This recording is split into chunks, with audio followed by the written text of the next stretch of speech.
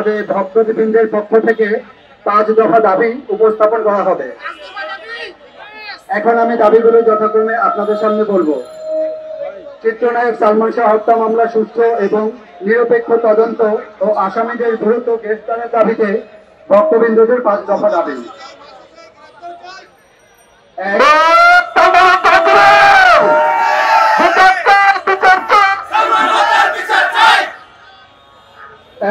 PBI প্রতিবেদনে যে 5টি কারণ উল্লেখ করা হয়েছিল তা পুনরায় খতিয়ে দেখতে হবে। র্যাবের তদন্ত স্থগিত করে কেন পিবিআইকে তদন্তের দায়িত্ব দেওয়া হয়েছিল? পিবিআই এর পক্ষপাতমূলক প্রতিবেদনে যেই অসঙ্গতিগুলো ছিল তা পুঙ্খানুপুঙ্খভাবে অনুসন্ধান করতে হবে। 2. মামলায় অভিযুক্ত আসামিদের অনতিবিলম্বে গ্রেফতার করতে হবে। আসামিদের আত্মগোপন বা পলায়ন প্রমাণ করে তারা অপরাধী। নিরপরাধ কোনো ব্যক্তি পালিয়ে থাকে না। মহামান্য হাইকোর্টের কাছে ভক্তবৃন্দদের বিনীত নিবেদন থাকছে যে পালিয়ে থাকা আসামিরা যেন আগাম জামিন না পায়, তাহলে আইন প্রশ্নবিদ্ধ হবে। ন্যায় বিচারের স্বার্থে আসামিদের আগাম জামিন দেওয়া থেকে বিরত থাকতে হবে। 3.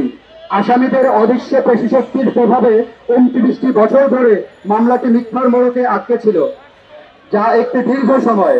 তাই ন্যায় বিচার প্রতিষ্ঠায় আর যেন বিলম্ব না হয়, এর জন্য দেশের চলমান আইনের নিয়মানুসারে হত্যা মামলাটি দ্রুত বিচার ট্রাইব্যুনালে বিচার প্রক্রিয়ার ব্যবস্থা গ্রহণ করতে হবে। 4.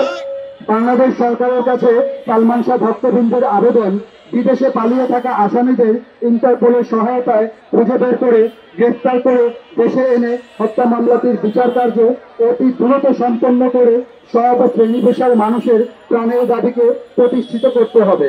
5. ডিবি ও সিআইডি থেকে আত্মহত্যার কথা উল্লেখ করে কেন ভুল রিপোর্ট দেওয়া হয়েছিল সেটারও সুষ্ঠু তদন্তের ভিত্তিতে বিচারের দাবি জানাচ্ছি।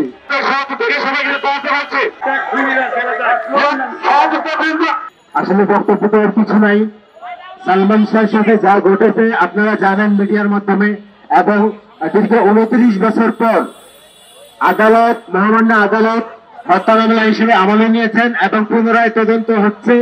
বিদেশে পালিয়ে থাকা আসামি যারা আছে তাদেরকে ইন্টারপোলের মাধ্যমে বাংলাদেশে নিয়ে আসবে, গ্রেপ্তার করে জিজ্ঞাসাবাদ করবে।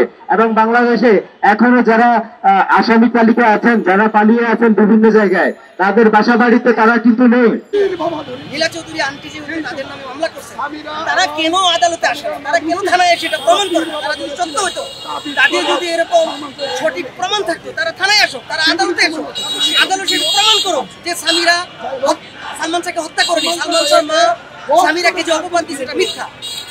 তারা যেহেতু এখনো আত্মগোপন করে আছে, এতে প্রমাণিত হয় তারা সালমান শাহ হত্যা করছে। নিঃসন্দেহে সালমান শাহ হত্যা